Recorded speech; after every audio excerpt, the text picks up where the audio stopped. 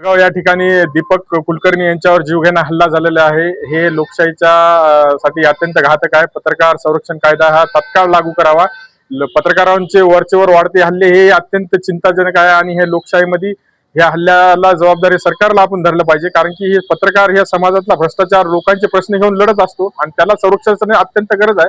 त्याच्यासाठी सरकारने लवकरात लवकर पत्रकार संरक्षण कायदा हा लागू करावा। ह्या मागणीचं निवेदन आम्ही सन्माननीय अपर जिल्हाधिकारी यांना आज नांदेड येथे देण्यात आलेलं आहे। डिजिटल मीडिया पत्रकार संघटना महाराष्ट्राचा महानगर उपाध्यक्ष आहे।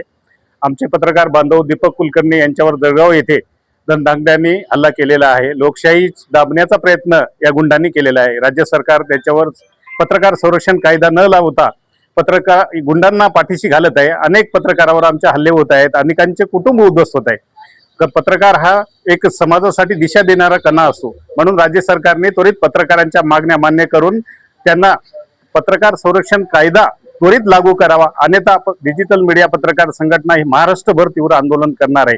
आज दीपक कुलकर्णीवर झालं, उद्या माझ्यासारख्या पत्रकारावर घडणार आहे। अशा अनेक पत्रकारावर दररोज हल्ले घडत आहेत, म्हणून या दंडांना बंदस्त करण्यासाठी सरकारने पत्रकार संरक्षण कायदा त्वरित लागू करावा, अन्यथा पत्रकार संघटनेच्या वतीने आम्ही तीव्र आंदोलन करण्यात येईल आणि आमचे दीपक कुलकर्णी यांच्यावर झालेल्या भ्याड हल्ल्याचा आम्ही निषेध करतो आणि त्यांना उच्चावर कठोरात कठोर कारवाई करून आरोपीवर शासन करावे एवढी आमची मागणी आहे।